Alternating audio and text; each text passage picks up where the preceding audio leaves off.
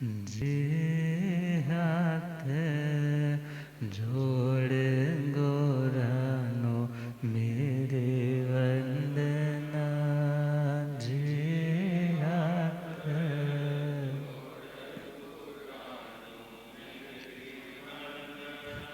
एक बार वंदना, हजार बार वंदना।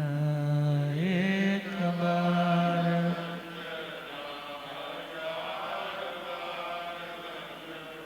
लाख बार वंदना, करोड़ बार वंदना।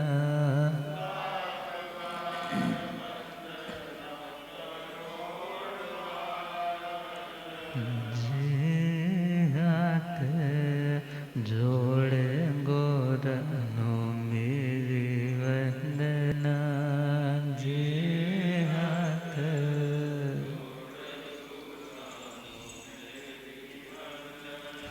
अनंत अनंत शांति के निकेतन शासनपति श्रमण भगवान महावीर स्वामी के पावन चरणारविंदों में हार्दिक भावना वंदन नमन।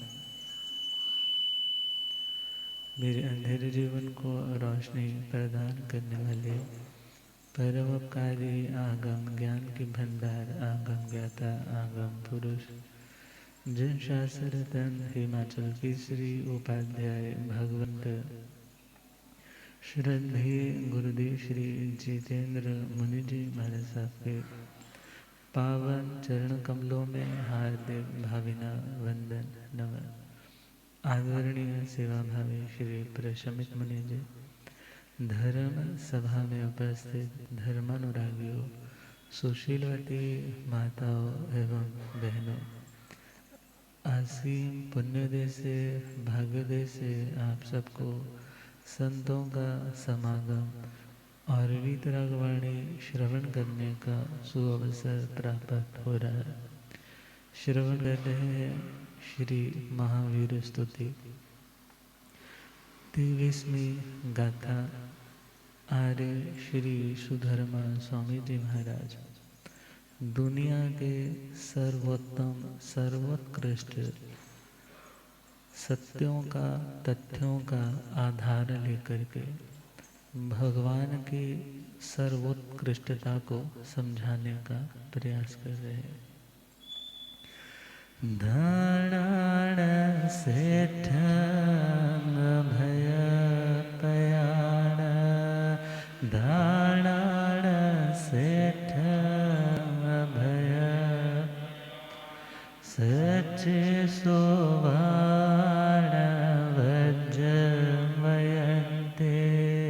सच्चे सोवाण वज्र तवे सोवात्मम्बामचिरा लोगोत्तमे समरणाय पुते पुच्छिं सोणं समणा, पुच्छिं सोणं समणमाणाय अगारिणोया परतेथ्याय अगारिणोया दानाण सेठम अभयपयाण। आर्य श्री सुधर्मा स्वामी जी महाराज समझा रहे हैं दुनिया में दान देने की परंपरा बहुत प्राचीन है और दान का मतलब अपने अधिकार की वस्तु को दूसरे के अधिकार में सौंपना, उसका नाम क्या? दान।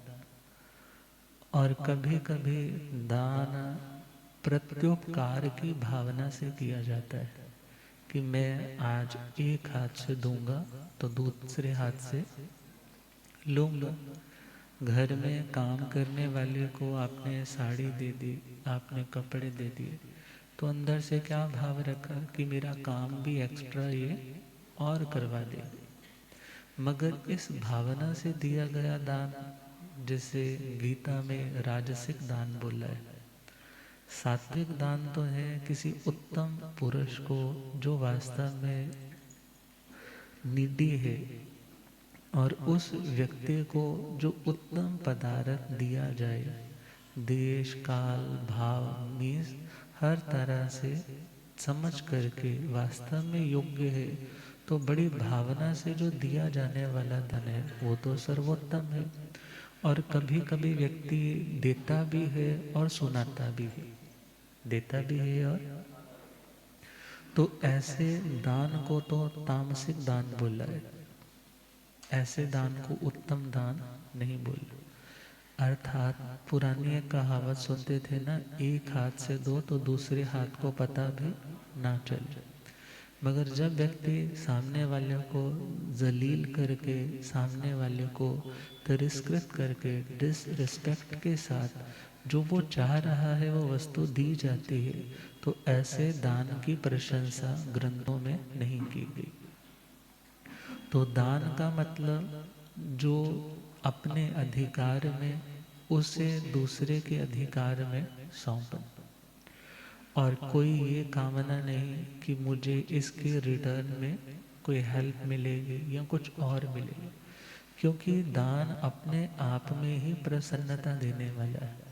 दान अपने आप में ही प्रसन्नता देने वाला है, क्योंकि जब आप किसी को तकलीफ में देखते हो, दर्द में देखते हो, पेन में देखते हो, तो आप उसकी पेन को देखते देखते खुद भी उस पेन को महसूस करने लग जाते हो, और उस पेन को महसूस करने का नाम है अनुकंपा। उसका नाम क्या है? एक व्यक्ति ऑलरेडी अपने वर्स्ट बड़े मुश्किल दौर से गुजर रहा है, और उस व्यक्ति की रूह कांप रही है, मेरे दिन कैसे निकलेंगे। उसे देख करके जब किसी के आत्मा के भाव कांपने लग जाए, आत्मा कांपने लग जाए, भाई इसका क्या होगा, तो व्यक्ति खुद को रिलैक्स करने के लिए, क्योंकि अब खुद भी पेन में आ गया है ना, अपनी उस पेन को रिलैक्स करने के लिए वो क्या करेगा? हेल्प करे। उसे रहा ही नहीं जाएगा, वो कहेगा मेरे को तो रात को नींद नहीं आई, आज मैंने फुटपाथ पे ऐसे व्यक्ति को देखा जिसके पास इतनी सर्दी में कपड़ा तक भी ओढ़ने को पूरा नहीं था। अब व्यक्ति जब दान दे रहा है तो इस भावना से कि मेरे को नाम की चाहना नहीं, यश की चाहना नहीं, कि रिटर्न में मेरा कुछ करेगा, ऐसी कोई भावना नहीं। वैसे आजकल एक लाइन चलती है, माई प्लेजर। आजकल बच्चे यदि किसी की हेल्प करते हैं, सामने वाला बोलता है थैंक यू, वो कहता है इट्स माई प्लेजर, ये मेरी खुशी है। तो किसी की हेल्प करना वास्तव में खुशी देने वाली चीज़ है। तो कहा दान का मतलब किसी को कुछ देना, मगर इस भावना से नहीं कि दुनिया का व्यवहार तो देने और लेने का है, तो आज देंगे तो कल को मिलेगा। तो दान, आप यदि किसी पर उपकार कर रहे हो तो वो आपका किया हुआ कर्म कभी खाली नहीं जाएगा।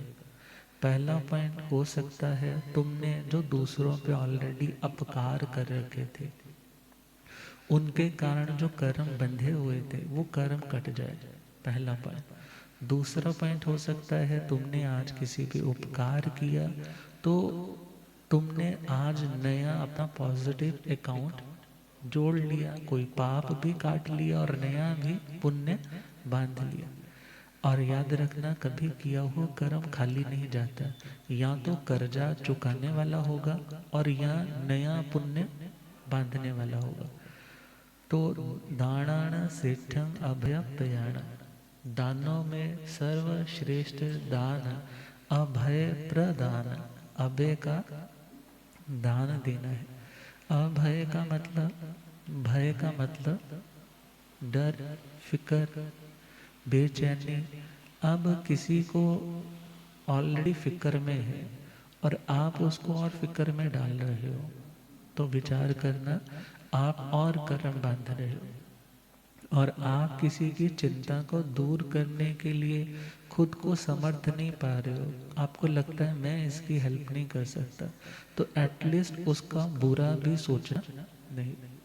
और दूसरा पॉइंट, तीसरा पॉइंट चले तो यदि साधन है तो आप उसके दुख मिटाने के लिए तो आगे आओ, मगर उसके दुख को बढ़ाने के लिए आगे मत आओ। तो कहा किसी को अभय का दान देना सबसे बड़ा दान है। अब व्यक्ति कोई मर रहा है, मरते हुए को किससे डर है? मौत से ही भय है ना, कि मैंने इतना कुछ बनाया है, इतना मेरे पास है। वो व्यक्ति बचना चाहता है किसी भी हालत पे। और यदि ऐसे टाइम में कोई उसको बचा लेता है, सपोज स्लॉटर हाउस के लिए पकड़ करके किसी भैंसे को लेकर के जाया जा रहा है, किसी बकरे को लेकर जाया जा रहा है, और आपने वो सीन देख लिया कि वो कैसे चीत्कार चिल्ला रहा है और कितनी गला फाड़ फाड़ करके पुकार रहा है कि मुझे छोड़ दो, मगर उसको सुनने वाला कोई नहीं। और आपने जाकर के उसको समझाया, वो बोला मेरा तो धंधा है, मेरा तो व्यापार है, आप मेरे को इसकी मोहलत दे दो, मैं इसको छोड़ दूंगा। और आपने क्या किया? उसके प्राणों को बचाने के लिए जितना मांगा आपने वो अर्पित कर दी। इट मीन्स आपने यहाँ पर कौन सा दान किया? अभय। मगर यहाँ पर आपको धन खर्चना पड़ा, यहाँ पर आपको धन खर्चना पड़ा। अगर आप पैदल चल रहे हो, पैदल चलते चलते पाँव के नीचे चींटी भी है, तो वो भी बचना चाहती है, वो भी मरना। सव्वे जीवा भी इच्छन्ति जीवियों न मरिज्यो तमहा पाणी वह घोरम निगंथा वज्जयंती। जो निर्ग्रंथ का सच्चा श्रवण धर्म है वो तो है प्रत्येक प्राणी के प्रति, जो 10 बल प्राणों में से किसी भी बल प्राण को धारण करने वाला है, उसको किसी भी तरह से डराए नहीं, धमकाए नहीं, उसके प्राणों को लूटे नहीं। अब विचार करना है, एक चींटी, आपने कभी देखा होगा, आप पानी की ड्रॉप यदि नीचे गिरो और सपोज उसके ऊपर चींटियां आ जाए, मीठा पानी था, और उस मीठे पानी पे आप दोबारा से पानी प्लेन पानी की डालो, तो वो चींटियां क्या होती है? साइड पे होती है। क्यों? क्योंकि उन्हें भी पता है कुछ आएगा, गिरेगा तो हमें कोई ना कोई नुकसान हो सकता है। अर्थात वो भय में है। यदि कोई भय में है तो उसे भयभीत और करेंगे तो और कर्म बांधेंगे। मगर अगला प्रश्न आ जाता है, महाराज साहब यदि सामायिक करते करते चींटी आ जाए, हम रजोहरणी से पूंजनी से पूंज करके किनारे लेकर के जाएं, तो वेदना तो उन्हें वहां पर भी होती होगी। मगर वहाँ हमारा प्रयोजन वेदना देना नहीं, बल्कि उसको वेदना से मुक्त करवाना है कि जो संभावना हमें दिख रही है कि इसका घात हो सकता है, वह इंटेंशन बुरी नहीं, और आपकी यत्ना के कारण कर्म की निर्जरा है। शुभ प्रकृतियां पुण्य की बंधेंगी, मगर पाप का बंधन वहाँ नहीं होगा। तो कहा दानों में सबसे श्रेष्ठ दान यदि कोई है तो वह है निर्भयता का दान देना। सामने वाले को रिलैक्स करने के लिए आपके अधिकार में है कि आप उसको माफ कर सको, मगर आप उसको उलझा रहे हो तो आप बड़े कर्म बांध रहे हो। मगर यदि आप उसको रिलीज कर रहे हो तो आप सोचोगे कि मैंने उसको छोड़ दिया, कल को फिर वो मेरे सामने आ जाएगा ऐसे ही गर्दन उठा करके। मगर भगवान का धर्म कौन सा? गौशाले को भी भगवान ने कुछ नहीं कहा।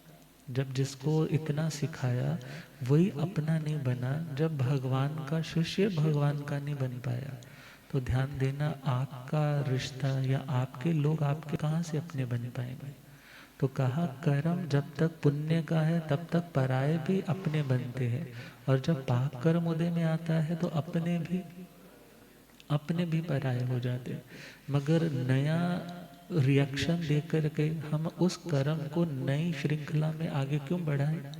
तो भगवान ने कहा जो क्षमा करेगा, जो अहिंसा की आराधना करेगा, वो व्यक्ति सबसे उत्तम तपस्या करने वाला होगा।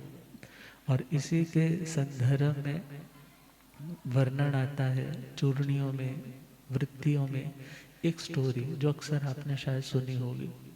एक व्यक्ति जिसने चोरी का अपराध किया, पुराना टाइम है, छोटी सी गलती के लिए भी सीधा फांसी की सजा। और जैसे ही उस व्यक्ति को स्नान आदि करवा करके, लाल चंदन का पूरा लेप करवा करके, लाल रंग के वस्त्र पहना करके, कनेर के लाल फूलों की माला पहना करके उसे वध्य स्थल पर ले जाया जा रहा है, जहाँ उसको एग्जीक्यूट करना है, जहाँ उसको मारना है। और उसके पीछे पीछे एक व्यक्ति चल रहा है जो दुनिया को बोल बोल करके बता रहा है इसने चोरी की थी और इसको यह सजा दी जा रही है, और फटा हुआ ढोल बजाया जा रहा है। राजा के महलों के पास पास से वो व्यक्ति गुजर रहा है, और उधर से 4 रानियां, राजा की 4 रानियां, वो सारे के सारे गवाक्ष में उस आवाज को सुन करके आ गए। और जैसे ही वहां पर पहुंचे तो एक रानी ने पूछा, इसने क्या अपराध किया है जो इस व्यक्ति को फांसी की सजा दी जा रही। कहने लगे, महारानी, इसने एक व्यक्ति का बिना पूछे सामान चुराया है और उस व्यक्ति ने आत्मदाह कर लिया। अब इतने बड़े उस कार्य को देख करके सजा भी तो देनी होगी, वरना दुनिया में अव्यवस्था फैल जाएगी। कहने लगे, महाराज, आप मेरे को कहा करते थे कि तुमने यदि मेरे से कुछ मांगना है तो मांग ले। तो मैंने उस टाइम कहा था जब ज़रूरत पड़ेगी तब मांगूंगी।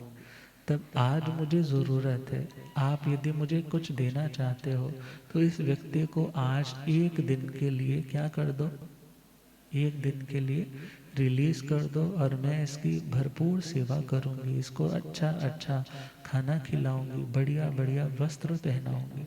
राजा ने कहा, ठीक है।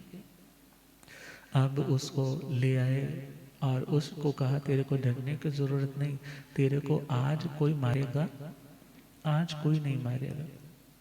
और उस व्यक्ति को अच्छे से स्नान आदि, सुंदर कपड़े पोशाक पहनाई, बढ़िया बढ़िया भोजन खाने को दिया, पंखे झुलाए जा रहे हैं, और वो आराम से भोजन तो कर रहा है, मगर चिंता किसकी है, कल की। और जैसे ही वो एक दिन पूरा हुआ, अगली सुबह आई, दूसरी रानी आ गई महाराज के पास। कहने लगी, महाराज, मेरी भी एक भावना है कि छोटी वाली ने तो क्या किया, एक दिन उसकी सेवा की और उसको विदा करते टाइम उसको 1000 सोने की मोहरें दी। कितनी मोहरें? तो मैं उसे बुलाना चाहती हूँ और उसे बुला करके मैं भी उसकी सेवा करना चाहती हूँ, और मैं उसे 1 लाख सोने की मुद्राएं देना चाहती हूँ। महाराज ने कहा, ठीक है, जैसे आपकी इच्छा। और उस व्यक्ति को ले आए दोबारा से राजमहलों में। दोबारा से राजसी ठाट बाट, बढ़िया बढ़िया भोजन आ रहा है, नृत्य चल रहे हैं, और सभी रानियां उसको झुरमुट बना करके बैठी हैं कि तुम्हें डरने की आज के दिन के लिए कोई ज़रूरत नहीं। और जैसे ही अगली सुबह हुई और उसको 1 लाख सोने की मुद्राएं दे करके विदा किया। अब तीसरी रानी कहने लगी, महाराज, मैं भी इसको कुछ देना चाहती हूँ। अब राजा ने कहा, तुम्हारी इच्छा है। तो उसको कहा कि 1 दिन के लिए सेवा मैं करना चाहती हूँ। अब कंपटीशन स्टार्ट हो गया, और उस कंपटीशन में तीसरी रानी सोचती है कि मैं सबसे आगे निकल जाऊंगी, और उसने भी उसकी खूब सेवा की। और अगली सुबह जैसे ही हुई तो उसको 1 करोड़ सोने की मुद्राएं, कितनी, 1 करोड़ सोने की मुद्राएं दी। और जैसे ही 1 करोड़ सोने की मुद्राएं दी, और आज तो कहाँ जाना है, फांसी के फंदे पर झूलने के लिए। मगर उसी टाइम छोटी रानी अपना उदास सा मुंह बना करके खड़ी हो गई। राजा ने पूछा, अरे तुझे भी कुछ मांगना है तो मांग ले। कहने लगी, मेरे पास तो इतना पैसा नहीं है कि मैं 1000 मोहरें, लाख मोहरें, करोड़ मोहरें दे सकूं। कहने लगे, ऐसा नहीं है, तो जो कहेगी मैं सब कुछ देने को तैयार हूँ। कहने लगे, महाराज, मैं चाहती हूँ कि इसको जीवन दान दे दिया जाए। क्या दे दिया जाए? गलती हो जाती है इंसान से, मगर गलती को सुधारने का यही तो एक उपाय नहीं कि उस व्यक्ति को ही खत्म कर दिया जाए। हमारा प्रयोजन तो व्यक्ति में रही हुई उस कमी को दूर करना है, और यदि हम कमी को मिटाने के स्थान पे व्यक्ति को मिटाने की सोचते हैं तो मेरे ख्याल से ये कोई उत्तम कार्य नहीं। तो राजा ने कहा जैसी तुम्हारी इच्छा। और जैसे ही उसको रिलीज किया वो तो बहुत खुश है, बहुत आराम के साथ विचरण कर रहा है। और इतने में उन रानियों में बहस छिड़ गई। बहस कैसी? पहली कह रही है कि मैंने उसको 1000 मोहरे दी, मैंने उसको एक दिन रिलैक्सेशन पे रखा, तो मैंने जो दान दिया वो सबसे बड़ा था क्योंकि शुरुआत मैंने की। दूसरे कहने लगे शुरुआत तो की मगर तेरे पल्ले कितना था, तूने तो कितना दिया?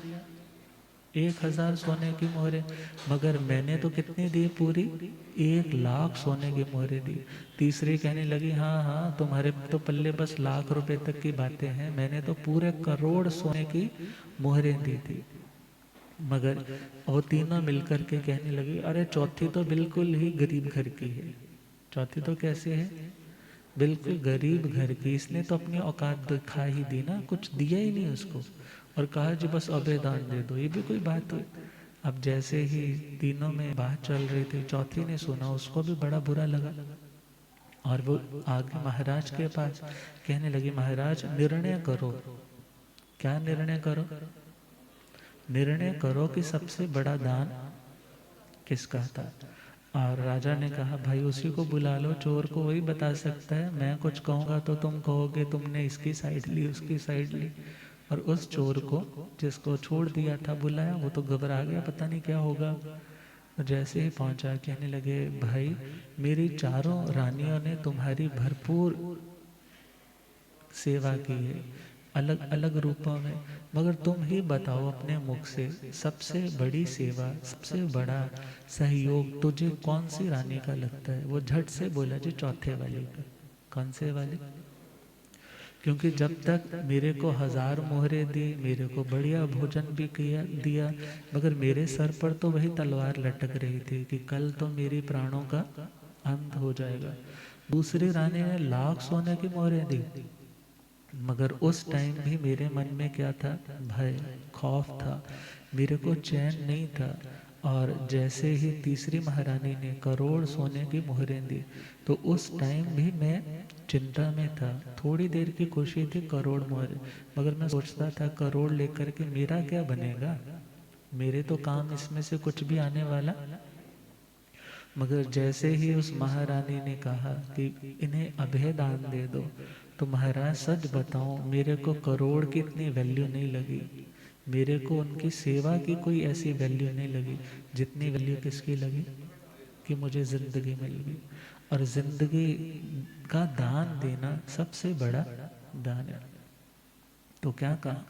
वीर प्रभु भगवान को कैसे जाने, वीर प्रभु भगवान को कैसे, उन जैसा बनने के मन में भी ठाने हो।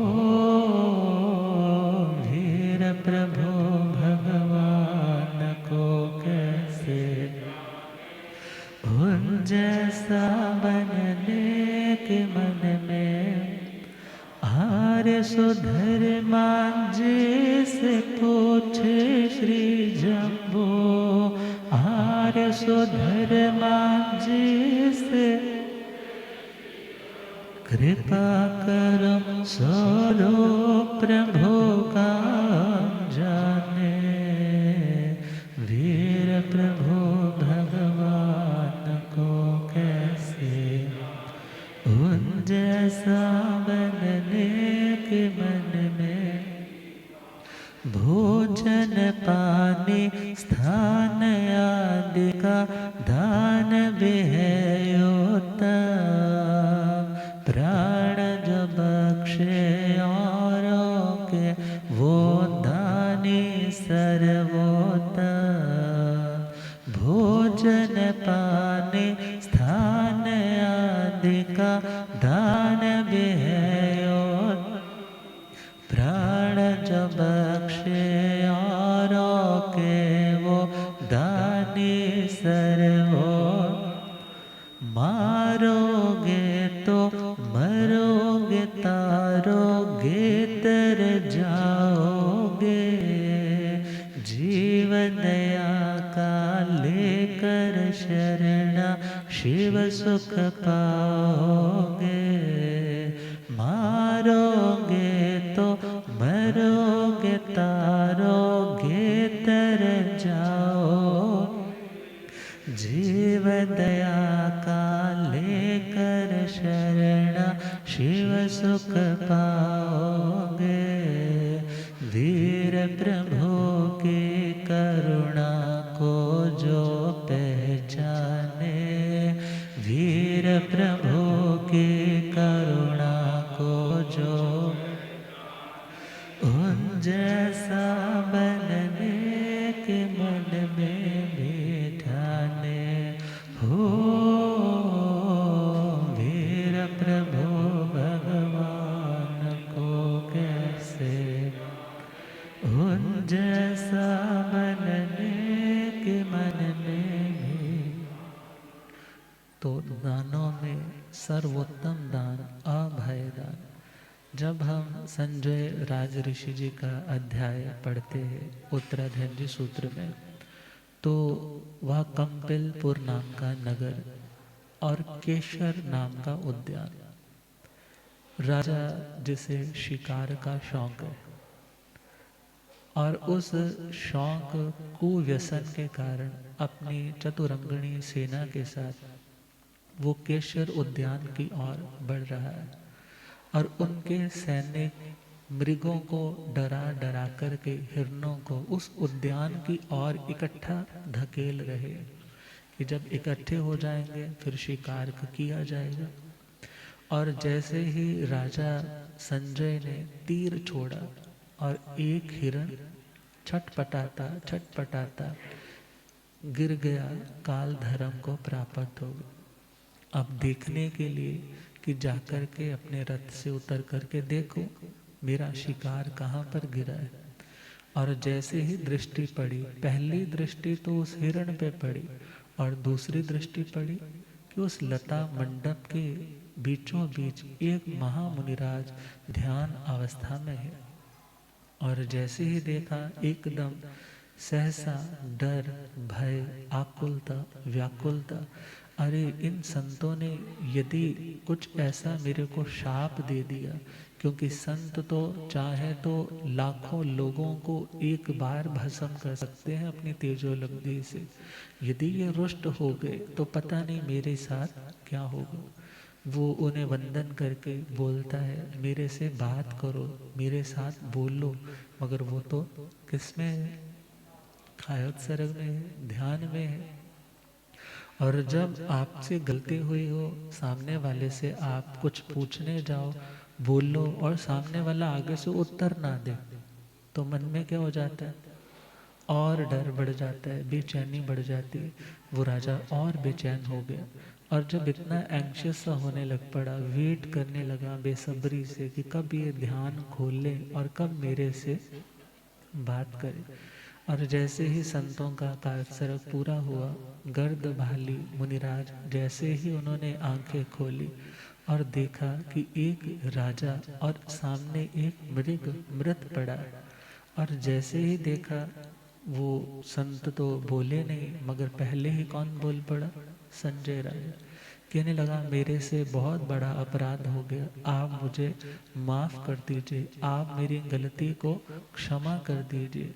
और जैसे ही संतों ने सुना, कहने लगे अभवो पथिवा तुभ्यम अभय दाया भवाह्य अनिच्चे जीव लोगम्मी किम हिंसाय पसज्जसी। फरमाने लगे अभवो पथिवा तुभ्यम, हे पार्थिव, पार्थिव मतलब जो पृथ्वी का पालक रक्षक स्वामी कहलाता है, राजा। हे राजन, तुम्हें मेरी ओर से अभय है। अभय का मतलब मेरी ओर से डरने की जरूरत कि मैं तुम्हें कोई शाप दूंगा, ऐसा तुम मन में तनिक भी सोचो नहीं। मगर अभय दाया भवाह्य, यदि मैं तुम्हें अभय दान दे रहा हूं तो तुम भी दुनिया के जीवों को अभय दान दो, जिन्होंने कुछ बिगाड़ा नहीं, जिन्होंने तुम्हारा कोई अपराध नहीं किया, उन्हें मूक प्राणियों को व्यर्थ में तुम क्यों मार रहे हो? अनित्य जीव लोकम, और ये दुनिया का कोई भी वैभव शाश्वत नहीं। तुम सोचो कि मैं ये मांस खाऊंगा, हृष्ट पुष्ट हो जाऊंगा, दुनिया के भोग भोगूंगा, तो ध्यान देना ये देह भी तो अनित्य है, और जो आज अधिकार मिले हैं वो अधिकार भी अनित्य है, वो भी शाश्वत नहीं।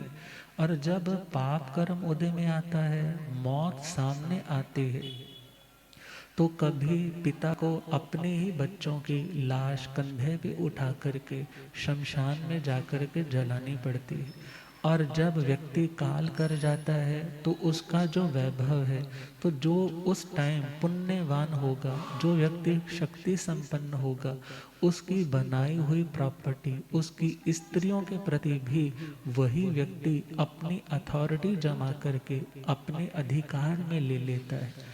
इसलिए इस अनित्य प्लेटफॉर्म पर रह करके तुम किस बात को अपने ध्यान में ला करके हिंसा कर रहे हो? और जैसे ही ये बातें सुनी, मन वैराग्य से भर गया, और वैराग्य ऐसा जागा कि उन्होंने सोचा कि अब दुनिया में मुझे और अनर्थ कर्म करने नहीं। कहते हैं यदि भला नहीं कर सकते तो एटलीस्ट किसी का बुरा, यदि भला किसी का कर न सको तो बुरा किसी का मत करना। यदि भला किसी का कर न सको तो बुरा किसी। अमृत न पिलाने को घर में तो जहर पिलाने से डरना। अमृत न पिलाने को घर में तो जहर पिलाने। मानव तू अगर भगवान नहीं तो कम से कम इंसान तो बन। मानव तो अगर भगवान नहीं तो कम से कम इंसान, लेकिन न कभी शैतान बन और कभी न तो हैवान बन। लेकिन न कभी शैतान बन और कभी न तो हैवान बन। यदि सदाचार अपना न सको तो दुराचार में मत पड़ना। यदि सदाचार अपना न सको तो दुराचार में मत। यदि भला किसी का कर न सको तो बुरा किसी का मत करना। यदि भला किसी का कर न सको तो बुरा किसी का। अमृत न पिलाने को घर में तो जहर पिलाने से डरना। अमृत न पिलाने को घर में तो जहर पिलाने से। नागेश्वरी ब्राह्मणी, ध्यान है ना? द्रौपदी का जी। संत आए हैं धर्म रुचि अणगार, इतनी उत्तम आत्मा, मगर उसने आज भोजन में, क्योंकि सामूहिक भोजन है परिवार का, और उसने तुम्बा वो घिया बनाया, मगर वो घिया पॉइजनस हो चुका है। जब चखा तो स्वाद बड़ा कसैला लगा कि ये तो अब खाने वाला नहीं रहा। अभी थोड़े और टाइम पढ़ने के बाद और विशाला हो जाएगा। और जैसे ही उसे ख्याल आया कि यह खाने वाला नहीं रहा, उसने नया बनाया, खूब घी तड़के लगा लगा करके बढ़िया बना दिया। और लौकी वैसे तो बोलते हैं हमारी बॉडी के एसिडिक रिएक्शंस को कंट्रोल करती है, मगर वही लौकी यदि पॉइजनस हो जाए तो वो सेहत के लिए अच्छी नहीं। और वो इतनी ज़्यादा पॉइजनस हो गई, अब वो सोच रही है कि कौन जाएगा बाहर घेरने के लिए, देखते हैं क्या बनता है। और उधर से संत पधार गए, और जैसे ही संत पधारे, उनका पारणा है भोजन के लिए, उन्होंने पात्रा जैसे ही रखा और उसने कहा महाराज मेरे घर में बहुत है, कृपा करो कृपा करो, और सारे का सारा बर्तन उड़ेल दिया, खाली कर दिया। और जैसे ही खाली किया, धर्म रुचि अणगार वो पात्र लेकर के अपने गुरु महाराज के पास आए। गुरु महाराज ने जैसे ही अपने उपयोग लगाया, थोड़ा स्मेल आई कि ये भोजन खाने लायक, उन्होंने कहा धर्म रुचि आप जाकर के एकांत निर्जन, जहाँ पर कोई किसी का आना जाना नहीं हो, ऐसे स्थान पर जाकर के इसको परट दो। परट दो मतलब इसको गिराओ, ये खाने वाला भोजन नहीं। अब गुरु महाराज ने आज्ञा दी है, क्योंकि आज्ञा में धर्म है। गुरु आज्ञा दे तो भोजन करना भी धर्म है, और गुरु आज्ञा दे कि परठाओ तो परठने में भी धर्म। अब जैसे ही गुरु महाराज ने आज्ञा दी, वो पहुंच गए और निर्जन स्थान पर जाकर के एक टेस्ट करने लगे। जैसे जब कभी आयरन की डोज लगती है ना, किसी में आयरन डेफिशिएंसी हो जाती है, तो पहले टेस्ट वाला एक इंजेक्शन देते हैं कि इसको रिएक्शन तो नहीं हुई कोई। और उन्होंने भी क्या किया, थोड़ा सा डाला, और उसमें अब इतना घी डला हुआ था, तो वहाँ पर घूमने फिरने वाली तो सैकड़ों चींटियाँ एकदम से आई। अब जैसे ही झुंड बना बना करके आ रही है, थोड़ा सा खाया और खाते सारे ही क्या हो रही है, मरने लग पड़े। अब ख्याल आया, अरे धर्म रुचि, तेरी रुचि तो धर्म में है, आत्मा में है, तू किसी के प्राण कैसे ले सकता है, तेरी आत्मा ही गवाही नहीं दे रही। कहने लगे यदि मैं इस सारे भोजन का आहार कर लूं तो इसकी परिणति, ये परिणत अन्य रूप में हो जाएगा, वैसा विषैला ये रहेगा नहीं। और उन्होंने वो सारा भोजन क्या कर लिया, बड़ी समता के साथ ग्रहण कर लिया। अब वो सारा ग्रहण करके सिद्ध भगवंतों को, गुरु भगवंतों को वंदन करके चारों आहारों का त्याग करके संधारा लिया। अब विचार करो, दान, दान जेब में से पैसे निकालने में तो जोर लगता है, मगर किसी की जान पर अपनी जान कुर्बान करनी पड़े तो, भले राग में बोल देते हैं ना तेरे ऊपर तो मेरी जान कुर्बान है, मगर जीव दया के भावों को बढ़ाते हुए, मेघरथ राजा जैसा तो कोई कोई होता है ना, सुनते हैं मेघरथ राजा की स्टोरी, भगवान शांतिनाथ जी के पूर्व भव की घटना। भगवान शांतिनाथ जी जो चक्रवर्ती सम्राट भी बने थे। अब कहते हैं मेघरथ राजा, जिसमें जीव दया की भावना बहुत उत्कर्ष पे थी, और जैसे ही इंद्र सभा में बात चली कि आज के टाइम में यदि कोई व्यक्ति जीव दया से भरपूर होकर के राज्य की व्यवस्था कर रहा है तो वह है मेघरथ राजा। एक व्यक्ति को बात डाइजेस्ट नहीं हुई, जब डाइजेस्ट नहीं हुई तो वो उसको चेक करने के लिए धरती पे एक बाज का और एक कबूतर का रूप लेकर के आ गुरुदेव पधारे, हो रब मेरा सतगुरु बन के आया,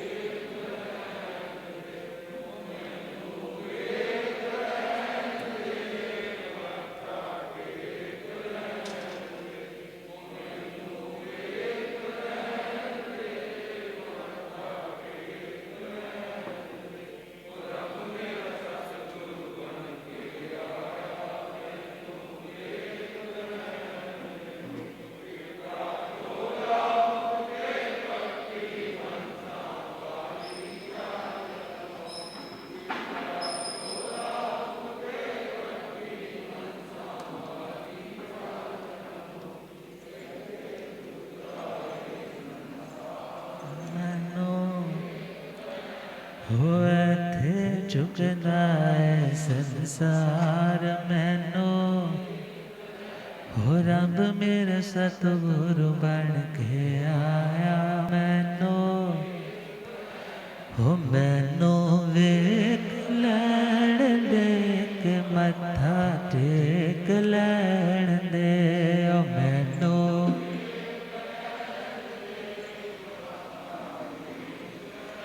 हो रब मेरा सतगुरु बन के आया मैनू,